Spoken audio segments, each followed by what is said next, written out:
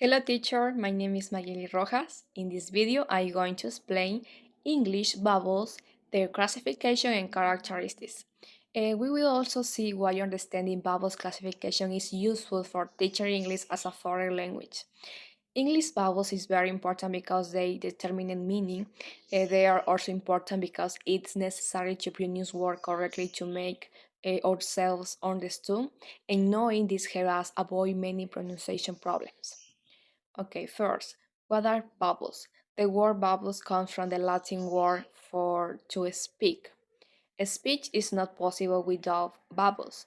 They are more difficult to describe than consonants because they have an open vocal tract.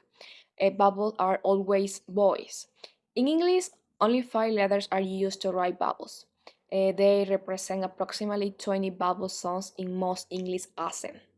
Here is the classification of bubble sum. Here is the image.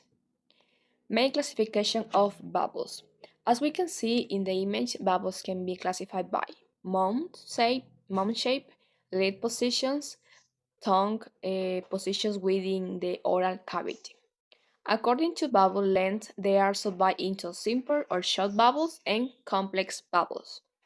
Simple or short bubbles maintain the same position of the speech organs throughout articulation, for example, hit, busy, said, certain, about, banana, etc.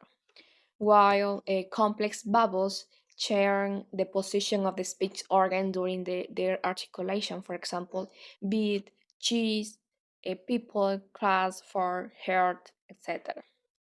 Now, diphthongs and triphthongs belongs to the complex vowels, but we will focus on tongue positions. As we can see in the figure, based on these movements, the following tongue position can be distinguished: front vowels, central vowels, and back vowels. Front vowels, when the tongue is at the front of the mouth and in the front part of the tongue is raised toward in the hard palate, a front vowel is pronounced. For example, sit, see, lead, sit, spit, and sick, etc.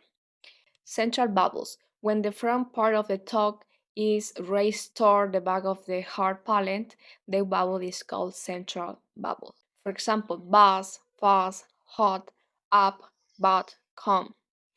And back vowels. When the tongue is at the back of the mouth and its back part is raised toward the soft palate, a back vowel is pronounced. For example, class, month, arm, dark, etc. Um, Vowels are also subdivided into mind, love, and height, according to thought positions. As we can see in the chart, here are some examples. Okay, now lead positions. The last important characteristics of vowel is to the lead position during the articulation process. Basically, vowels are classified as around, expressive, and neutral. Neutral. When the lips are in neutral or extend position, the vowels are called unrounded. Consequently, vowels are classified as shown in the following chart. Let's look at some examples of around vowels, expressive, and neutral. When you pronounce this word, your lips are like this moon.